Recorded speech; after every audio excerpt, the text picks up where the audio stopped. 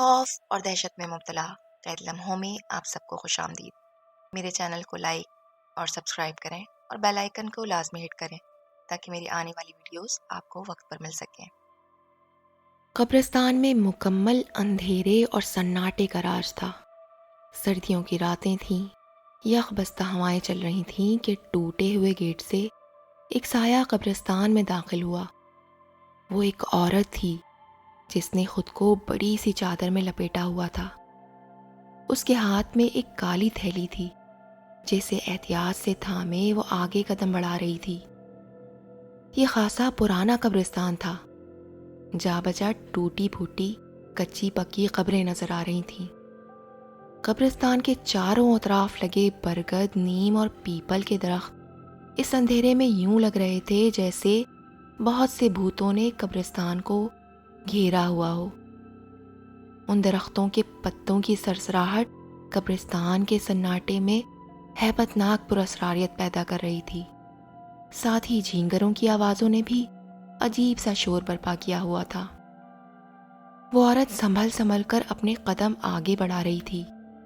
اس کی نگاہیں چاروں طرف یوں گھوم رہی تھیں جیسے وہ کچھ تلاش کر رہی ہو، اور پھر کچھ دیر کی تلاش کے بعد وہ ایک قبر کے پاس آ کر کھڑی ہو گئی۔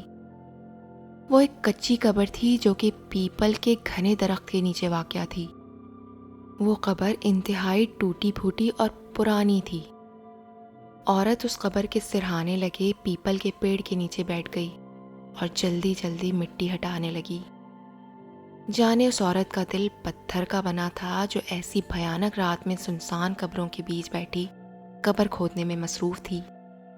وہ اپنے کام میں مگن ارد گرد سے بے خبر تھی۔ لگتا تھا وہ اپنا کام پورا کر کے ہی دم لے گی۔ اچانک پیڑ کے اوپر دو سرخ آنکھیں نمودار ہوئیں اور غائب ہو گئیں۔ عورت نے اپنا کام جاری رکھا ہوا تھا، مگر اسی وقت اسے احساس ہوا جیسے کوئی اسے دیکھ رہا ہے۔ اس کے تیزی سے چلتے ہاتھ تھم گئے۔ گردن اٹھا کر اوپر دیکھا پر کوئی نظر نہ آیا، اور اپنا وہم جان کر وہ پھر قبر کی طرف متوجہ ہو گئی۔ اب گڑھا کسی حد تک گہرا ہو چکا تھا، لہٰذا اس نے پاس رکھی کالی تھیلی کا منہ کھولا اور اس میں سے خون کے تربتر گوشت کے لوتھڑے نکالے اور گڑھے میں ڈال دیے۔ پھر اسی تھیلی میں سے ایک تعویذ نکال کر وہ بھی گڑھے کی نظر کر دیا اور گڑھے کو واپس مٹی سے پر کر دیا۔ اس عورت کے ہاتھ بہت تیزی سے چل رہے تھے۔ اس دوران وہ دو سرخ آنکھیں کتنی بار ہی درخت پر نمودار ہوئیں اور اس عورت کو غصے سے گھورتی ہوئی دوبارہ غائب ہو گئیں۔ اس کام سے فارغ ہو کر وہ عورت ایک بار پھر اپنی تھیلی کی طرف متوجہ ہوئی۔ اس میں سے ایک بڑی سی بوتل باہر نکالی جو کہ تازہ خون سے بھری ہوئی تھی۔ عورت نے اب پیپل کے درخت کے گرد چکر کاٹنا شروع کر دیا اور ساتھ ہی بوتل میں بھرا ہوا لہو درخت کی جڑوں میں چھڑکتی رہی۔ عورت نے درخت کے گرد 7 چکر مکمل کیے تو بوتل بھی خالی ہو چکی تھی۔ جو ہی اس کا یہ عمل مکمل ہوا، ہوا کا تیز اور سرد جھونکا تیزی سے اس کے جسم سے ٹکرایا اور وہ لڑکھڑاتی ہوئی گر پڑی۔ اسے لگا جیسے کسی نے اسے دھکا دے کر گرایا ہو۔ بہرحال اس کا عمل مکمل ہو چکا تھا۔ اب اس کی آنکھوں سے خوشی جھلک رہی تھی کہ بغیر کسی بھی انہونی کے اس کا کام بخوبی اپنے انجام کو پہنچ گیا تھا۔ ابھی وہ دوبارہ کھڑی ہوئی تھی کہ یکایک قبرستان میں جیسے طوفان آ گیا۔ ہواؤں کے تیز چکر چلنے لگے، ساتھ ہی عجب دہشت انگیز آوازیں گونجنے لگیں جیسے ہزاروں چڑیلیں مل کر بین کر رہی ہوں۔ وہ گرتی پڑتی لڑکھڑاتی قبرستان کے دروازے کی جانب بڑھنے لگی، مگر واپسی کا سفر اب آسان نہیں رہا تھا۔ اس کے پاؤں من بھاری ہو چکے تھے۔ لگتا تھا کوئی لوہے کی زنجیر پاؤں میں پڑ گئی ہو۔ ساتھ ہی اسے محسوس ہو رہا تھا جیسے کوئی اس کے پیچھے ہے۔ کسی غیر مرئی قدموں کی چاپ مسلسل اسے سنائی دے رہی تھی، مگر جیسے تیسے بھی کر کے وہ قبرستان کے ٹوٹے ہوئے گیٹ تک پہنچ گئی، اور ابھی اس نے ایک قدم باہر ہی نکالا تھا کہ کسی نے پیچھے سے اسے پکارا، نفیسہ۔ اس پکار پر دلیری کا مظاہرہ کرتی نفیسہ نے پوری قوت سے بھاگنا شروع کر دیا۔ دراصل نفیسہ کی شادی کو 10 سال ہو چکے تھے اور اولاد نہ ہونے کی صورت میں اس کی ساس نندیں اس کے شوہر کی دوسری شادی کروا رہی تھیں، اور نفیسہ کسی بھی حالت میں یہ شادی روکنا چاہتی تھی۔ اس لیے اس نے کالے جادو کا سہارا لیا۔ وہ کئی سالوں سے اپنے چھوٹے بڑے کاموں کے حل کے لیے اس کالے جادو کے ماہر عامل کے پاس جاتی رہی تھی، جس سے پہلی دفعہ وہ اپنی خالہ کی توسط سے ملی تھی جب ابھی وہ محض 14-15 سال کی اسکول جانے والی لڑکی تھی۔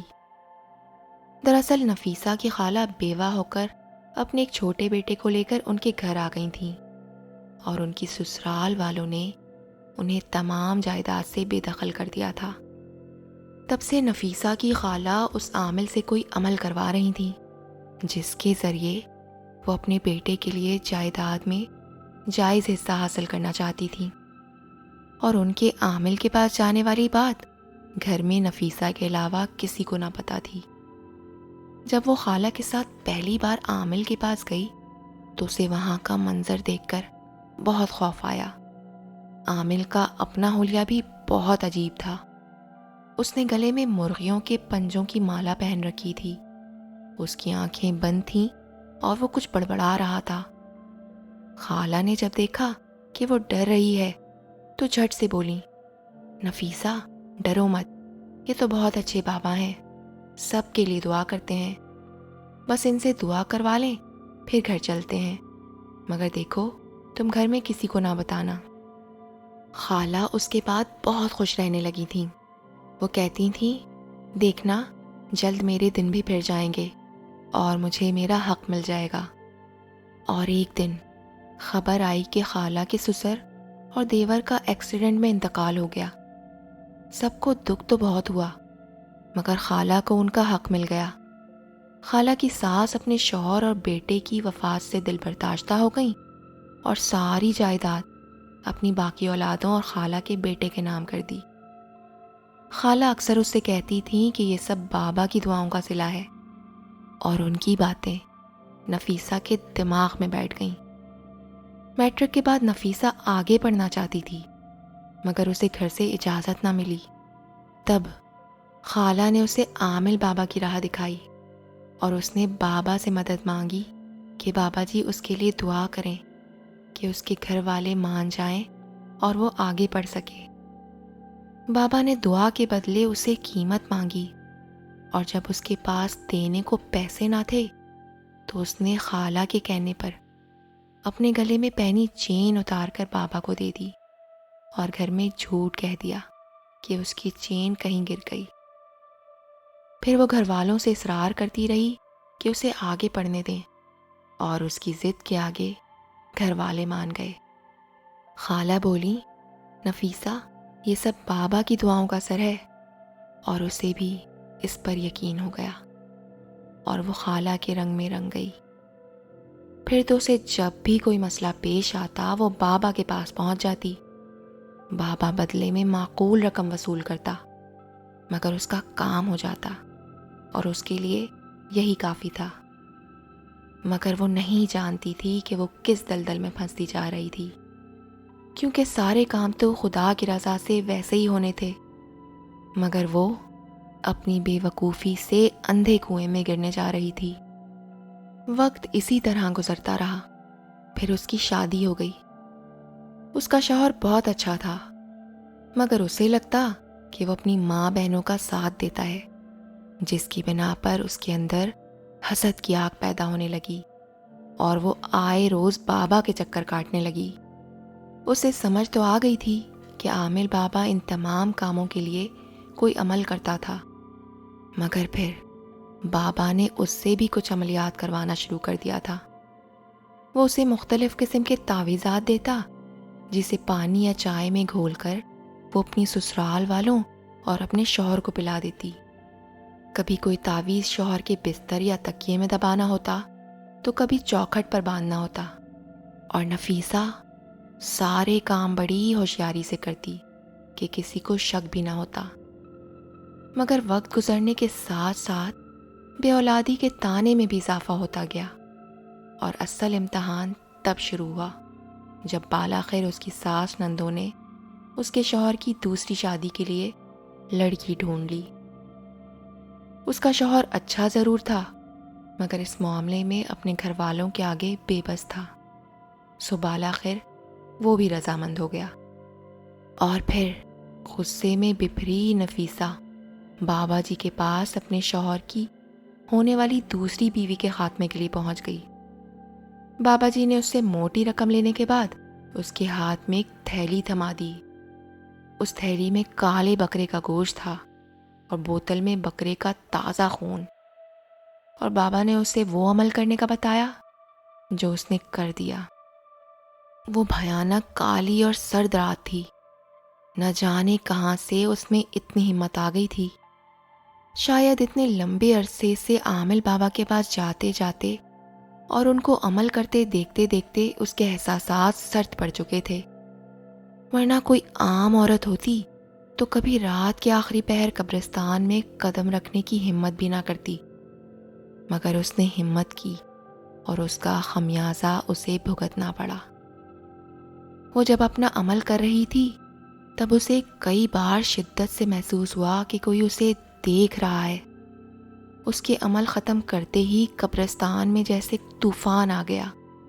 بمشکل گرتے پڑتے قبرستان کے گیٹ سے جب وہ باہر نکل رہی تھی تو کسی انجانی آواز نے اس کا نام لے کر پکارا۔ اسے اپنے قدم زنجیروں میں جکڑے ہوئے محسوس ہوئے، مگر اس نے ہمت نہ ہاری اور دیوانہ وار بھاگنے لگی اور گھر آ کر ہی دم لیا۔ وہ بہت خوفزدہ تھی اور اگلے دن بابا سے صورتحال بتانے کا سوچ کر وہ سو گئی، مگر اس کی نوبت نہ آ سکی۔ اگلے دن سخت بخار نے اس کو آ لیا۔ اس کی رنگت پیلی پڑ گئی تھی، جیسے کسی نے اس کے جسم سے سارا خون نچوڑ لیا ہو۔ اس کا شوہر یہ سب دیکھ کر بہت پریشان ہو گیا، اور پہلی بار نفیسہ کو اندازہ ہوا کہ اس کا شوہر اس سے کتنی محبت کرتا تھا، جس سے وہ اپنی ہی نظروں میں خوب شرمندہ ہوئی، مگر اب پچھتاوے کا وقت نہ رہا۔ اس کے شوہر نے اس کو بہت سے ڈاکٹرز کو دکھایا، مگر اس کی حالت میں ذرا سدھار نہ آیا۔ اسے ہر وقت محسوس ہوتا جیسے اس کے جسم کی ساری ہڈیاں ٹوٹ رہی ہوں، جسم پہ کیڑے رینگ رہے ہوں۔ وہ تکلیف سے چلاتی رہتی، پھر اسے عجیب سے دورے پڑنے لگے، اور اس کیفیت میں اسے اپنا بالکل ہوش نہ رہتا۔ ایسے میں وہ پورا گھر الٹ پلٹ کر کے رکھ دیتی، یہاں تک کہ اتنے عرصے میں اس نے جہاں جہاں بھی تعویذ دبائے تھے سب اپنے ہاتھوں سے نکال کر سب کے سامنے رکھ دیے۔ ایسا لگتا جیسے کوئی انجانی قوت اس سے وہ سب کروا رہی ہو۔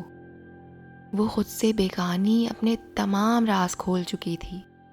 پھر جب ہوش میں آتی تو اس کا شوہر بے یقینی سے اس سے پوچھتا کہ وہ سب اس نے کیوں کیا، مگر اس کے پاس کوئی جواب نہ تھا۔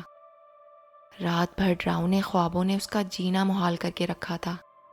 اسے اپنے آس پاس بھیانک شکلیں پھرتی نظر آتی جو بس اسے پکارتی رہتی، نفیسہ، نفیسہ، آؤ، ہمارے پاس آؤ، ہم تمہیں لینے آئے ہیں، ہم تمہیں قبرستان واپس لے جانے آئے ہیں۔